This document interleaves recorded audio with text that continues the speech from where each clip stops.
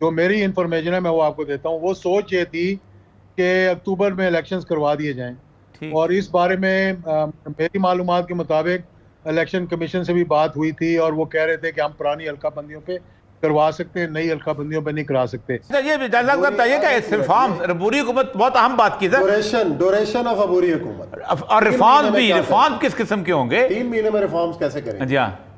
देखिए, पहली बात तो जो जो अन रिफॉर्म्स किए गए हैं, डी अच्छा रिफॉर्म्स किए गए हैं, उन रिफॉर्म्स का जायजा लेने के लिए हमें अच्छा। जुडिशरी और करना चाहिए। क्या हम चाहते हैं कि इस मुल्क के अंदर कोई अकाउंटेबिलिटी ना हो? अगर इस पे कंसेंसस है तो मैं समझता हूं कि फिर हमें तय कर लेना चाहिए तमाम स्टेक होल्डर्स को बैठकर कि कोई अकाउंटेबिलिटी नहीं होगी आज के बाद। मादर पिदर आज़ाद हैं, आप जो करें, खाएं पिएं, लूटें, जो मर्जी करें। और अगर आपने ये नहीं करना तो फिर आपको कोई ना कोई तरीकाकार निकालना पड़ेगा। ये अबूरी हुकूमत को एक जस्टिफिकेशन चाहिए होगी, शाह अदलिया से चाहिए होगी या फिर एस्टेब्लिशमेंट से चाहिए होगी, ये क्योंकि जाहिर बात है ये छोटा मोटा काम तो नहीं है। और क्या समझते हैं, ये अक्टूबर तक के ड्यूरेशन में कर लेगी या 2023 चला जाएगा? मेरा ख्याल है, देखें, जो सोच थी, इससे कहता हूं मैं, चलें, जो सोच थी, इस तरह मैं सपोर्ट कर देता हूँ इस धरने की कॉल से पहले। तो इस वक्त जो मुल्क के हालात हैं वो इस कदर खराब हुए हुए हैं, और हम एक किस्म का, जो आप समझ लें कि बैंकरप्सी की तरफ भी जा रहे हैं, मॉरल बैंक की तरफ, डेमोक्रेसी के हिसाब से बैंकरप्सी की तरफ, और फाइनेंशियली बैंकरप्सी की तरफ जा रहे हैं। अगर अभी भी हमने होश नाखुन ना लिए और अभी भी हम ना समझे इस बात को कि मुल्क को किस तरह से बेहतरी की तरफ ले जाना है, और अपनी अपनी अना का मसला बनाकर बैठे रहे जनाब कि इसने ये किया और उसने वो किया, तो मेरा ख्याल है कि ये फिर मुल्क के साथ आप देखें। बात यह है कि मैं 1988 से प्रैक्टिकल पॉलिटिक्स के अंदर हूँ। आपने कई हुकूमतें आती देखी हैं, कई हुकूमतें जाती भी देखी हैं, और हमने पहले ये देखा था कि कितने लाइव जलसों के अंदर इस्टेब्लिशमेंट को तनकीद का निशाना बनाया, और फिर उसके बाद जिनको तनकीद का निशाना बनाया उन्हीं से हाथ भी मिलाने बैठ गए। तो इस वक्त जो मुल्क के हालात हैं वो इस कदर खराब हुए हुए हैं, और हम एक किस्म का, जो आप समझ लें कि बैंकरप्सी की तरफ भी जा रहे हैं, मॉरल बैंक की तरफ, डेमोक्रेसी के हिसाब से बैंकरप्सी की तरफ, और फाइनेंशियली बैंकरप्सी की तरफ जा रहे हैं। अगर अभी भी हमने होश नाखुन ना लिए और अभी भी हम ना समझे इस बात को कि मुल्क को किस तरह से बेहतरी की तरफ ले जाना है, और अपनी अपनी अना का मसला बनाकर बैठे रहे जनाब कि इसने ये किया और उसने वो किया, तो मेरा ख्याल है कि ये फिर मुल्क के साथ आप मुखलिफ नहीं हैं। अच्छा, ये बताइएगा कि जी जी जी, अच्छा जी बताएं। हाँ जी, ठीक।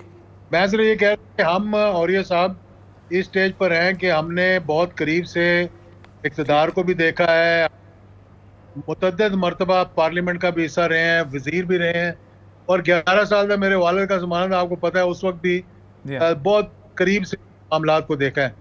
तो अब इस रिटायरमेंट की एज पे जाके अगर झूठ और मुनाफिकत और इन चीज़ों को हम लें और सच को सच ना कहें, और मतलब स्याह को स्याह और सफ़ेद को सफ़ेद ना कहें, तो मैं समझता हूँ कि ये हम अपने साथ भी गलत कर रहे होंगे और मुल्क गलत कर रहे होंगे। तो उस सिलसिले में अगर कोई मुलाकातें होती हैं तो मैंने कोशिश की है कि बेहतरी की तरफ मामला चले। अब उसको आप जिस मर्जी नज़र से देख सकते हैं कि क्या बातचीत की, क्यों की। मैं समझता हूँ कि मामलात जो हैं, अगर हम कन्फ्रंटेशन करेंगे तो मज़ीद ख़राबी की तरफ जाएंगे, और हम फिर वो काम करने को जाएंगे जो कि अब आप सोशल मीडिया पे देख रहे हैं कि कभी ऐसा। मेरा ख्याल है कि कोई ऑडियो का उनके अंदर प्रॉब्लम आया है, क्योंकि मेरा फ़ोन कॉल आ गई शायद। अच्छा, तो वो वही कह रहे थे कि बुनियादी तौर पे मैंने देखा है कि इतना ज़्यादा अदारों की सूरत हाल हो गई है कि अब अदारों को अपने में ही संभालना मुश्किल हो गया हुआ है। तो उसकी वजह से मैं गया था कि सूरत हाल कैसे बिल्टअप हुई। तो मैंने बेसिकली सवाल जो करना था वो ये था कि जब मैं आज से कुछ 2 महीने पहले मिला था खान साहब से, पहले चंद लोगों में से था, जी जी, अस्सलाम वालेकुम जी एजाज साहब, मैं असल में पूछना चाह रहा था, तो मैं तकरीबन 2 महीने पहले खान साहब से मिला था ईद के अगले दिन। तो उन्होंने पहली बात मुझे फ़ोन ऐसे हाथ में पकड़ा हुआ था, कहते कि मैंने तो नंबर ब्लॉक किए हुए हैं। तो कुछ नंबर खुलने का चांस है कि नहीं है? देखें, ये सारी पॉलिटिकल गेमिंग तो नहीं है, कोई नंबर किसी का ब्लॉक नहीं करता, और अगर कोई ब्लॉक भी हो जाए तो कई नंबर खुले होते हैं। अच्छा, ठीक है। तो बात यह है कि इंसान में गुस्सा होता है, और दोनों तरफ से गुस्सा है। अब खान साहब ने भी जो मतलब बातें की हैं, जो लकब दिए हैं, मेरा नहीं ख्याल कि वो भी अच्छे अंदाज में लिए गए हों। और इसी तरह से मेरा ख्याल है कि अगर किसी को आप बैठे बैठे एक रजीम चेंज हो जाए और आप निकाल दें, तो लाजिमी बात है इंसान के अंदर गुस्सा होता है। आपने देखा नहीं था कि मुझे क्यों निकाला? पूरे पाकिस्तान में जो दुआई मचाई हुई थी कि मुझे क्यों निकाला, मुझे क्यों निकाला, यहाँ से लेकर पूरी जीटी रोड और लाहौर तक, और उसके बाद भी ये मामला चलता रहा। तो अब मैं समझता हूँ कि इस बजट के बाद अच्छा। अगर कोई बेटर प्रिवेल करेगी और मुल्क को इस दलदल से निकालना है, तो कोई अबूरी हुकूमत लाकर हम उससे सारे रिफॉर्म्स करवाकर और मुल्क को इलेक्शन की तरफ लेके जाएं। अच्छा, ये बताइए कि रिफॉर्म, अबूरी हुकूमत बहुत अहम बात की सर, ड्यूरेशन ऑफ अबूरी हुकूमत और रिफॉर्म किस किस्म के होंगे? 3 महीने में रिफॉर्म्स कैसे करेंगे? जी हाँ। देखिए, पहली बात तो जो अन रिफॉर्म्स किए गए हैं, डी रिफॉर्म्स किए गए हैं, उन रिफॉर्म्स का जायजा लेने के लिए हमें जुडिशरी और एस्टैब्लिश करना चाहिए। क्या हम चाहते हैं कि इस मुल्क के अंदर कोई अकाउंटेबिलिटी ना हो? अगर इस पे कंसेंसस है तो मैं समझता हूं कि फिर हमें तय कर लेना चाहिए तमाम स्टेक होल्डर्स को बैठकर कि कोई अकाउंटेबिलिटी नहीं होगी आज के बाद। मादर पिदर आज़ाद हैं, आप जो करें, खाएं पिएं, लूटें, जो मर्जी करें। और अगर आपने ये नहीं करना तो फिर आपको कोई ना कोई तरीकाकार निकालना पड़ेगा। ओवरसीज पाकिस्तान के वोट का बहुत बड़ा एक इशू है। आप अपने रेमिटेंसेस देख लें, 34 अरब से अब कहाँ नीचे की तरफ किस तरह जा रहे हैं। हमारा मुल्क जो है इस वक्त डिफॉल्ट के नहज पे खड़ा हुआ है। दूसरी, अपना ओवरसीज पाकिस्तानीज के वोट के बारे में आपने देखना है। और फिर आपने जो मेजर इश्यूज हैं, ये हुकूमत भी एक किस्म की एक आरजी हुकूमत है, ये 2 सीटों पे खड़ी हुई है। मेजर फैसले जो हैं वो, अब आप बात सुन रहे होंगे हिंदुस्तान के साथ ताल्लुकात के बारे में, इजराइल के साथ ताल्लुकात के बारे में। तो जो हमारा स्टैंड रह चुका है, और ये साहब 72 साल से, वो किसी हुकूमत को हक नहीं बनता कि उस पर फैसला करे, क्योंकि ये तो 1.5 करोड़ वोट लेकर आए हैं, ये 22 करोड़ का मुल्क है। इन चीजों पे जब तक रेफरेंडम नहीं होता, मैं नहीं समझता कि हमें कोई फैसला होना चाहिए इन चीजों के ऊपर। अच्छा, ये बताइएगा कि ये पूरी हुकूमत जो है, ये पूरी हुकूमत को एक जस्टिफिकेशन चाहिए होगी, शाह अदलिया से चाहिए होगी या फिर एस्टेब्लिशमेंट से चाहिए होगी, ये क्योंकि जाहिर बात है ये छोटा मोटा काम तो नहीं है। और क्या समझते हैं, ये अक्टूबर तक के ड्यूरेशन में कर लेगी या 2023 चला जाएगा? मेरा ख्याल है, देखें, जो सोच थी, इससे कहता हूं मैं, चलें, जो सोच थी, इस तरह मैं सपोर्ट कर देता हूँ इस धरने की कॉल से पहले।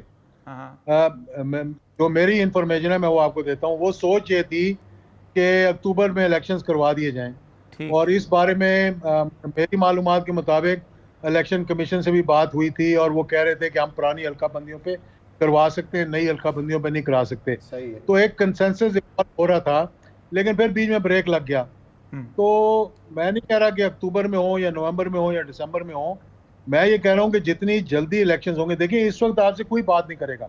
ठीक है। टर्की गए हैं आप, टर्की गए हैं, आपको पता है कैसा रिसेप्शन मिला आपको। सऊदी अरेबिया ने क्या कहा, यूएई ने क्या कहा, चाइना के आपके मामला कैसे हैं कि चीफ ऑफ आर्मी स्टाफ को जाना पड़ा वहाँ जाकर एक किस्म की उनको हौसला देने के लिए कि नहीं जी, हम मामला को ठीक लेकर चलेंगे।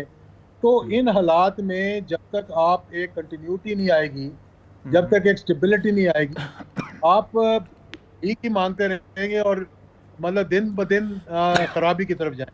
तो मेरा ख्याल है कि हर किसी को मुहिब्बे वतन पाकिस्तानी है, उसको ये सोचना चाहिए कि हमने इस मुल्क को किस तरह से इस मुश्किल से निकालना है। क्योंकि अरस्तू तो सारे फेल हो गए, कह रहे थे बहुत से अरस्तू हैं इनके पास, और वो जो है वो कर देंगे, मतलब कि दूध की नहरें शुरू हो जाएंगी, और इनके आते ही जो है वो रुपया जो है वो 160 पे चला जाएगा, पेट्रोल की कीमतें जो है वो। अच्छा, जहाँ साहब, ये तो इमरान खान साहब भी डिमांड कर रहे हैं कि फिल फॉर इलेक्शन करवाए जाएं, और जो दूसरी तरफ की जो सूरत हाल है, ये आप तो कह रहे हैं कि ये इलाज यही है, लेकिन जो दूसरी पार्टी है वो इस बात पे तैयार नजर नहीं आ रही। वो तो यही कह रहे हैं कि अगले साल इलेक्शन करवाएंगे, नहीं, अगस्त सियासत 2023। मेरे ख्याल आप सियासतदानों, वो तो खैर उन्होंने कह दिया कि वो तो एक दो वोटों की मोहताज है। असल एस्टेब्लिशमेंट की बात है कि वो कहीं राजी हो सकती है इस मसले में। देखिए, मेरा ख्याल है कि अगर कोई बेटर सेंस प्रिवेल करे तो अच्छा। हर किसी को ये सोचना चाहिए कि इस वक्त देखें, अगर मुल्क बैंकरप्ट होता है तो सबसे ज्यादा नुकसान किसका होगा? हमारे दफा का नुकसान होगा सबसे ज्यादा।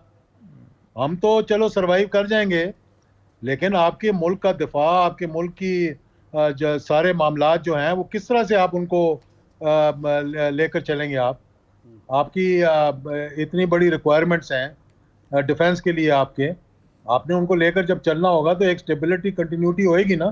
ठीक। आप ऐसे तो नहीं कि धक्के से दो सीटों पे उनको कहे जी आप खड़े रहे, हम आपके पीछे टेक दे देंगे और आप कुछ कर ही ना करने के काबिल ना हो, तो आप कैसे इस मुल्क को चलाएंगे आप? सही जी, बहुत बहुत शुक्रिया जी जारलाक साहब, बहुत बहुत मेहरबान। अच्छा जारलाक साहब, बेसिकली देखिए मसला सारा ये है कि एक उन्होंने कहा कि यहाँ नाम लिया बाकायदा कि आज चौधरी साहब कह दें 2 वोट निकलें गवर्नमेंट चले जाती है। अच्छा, तो कहते हैं इनसे तो नेगोशिएशन का मसला ही नहीं है, इनसे तो पूछने की जरूरत ही नहीं है। किनसे? जिधर उधर बैठे हुए हैं।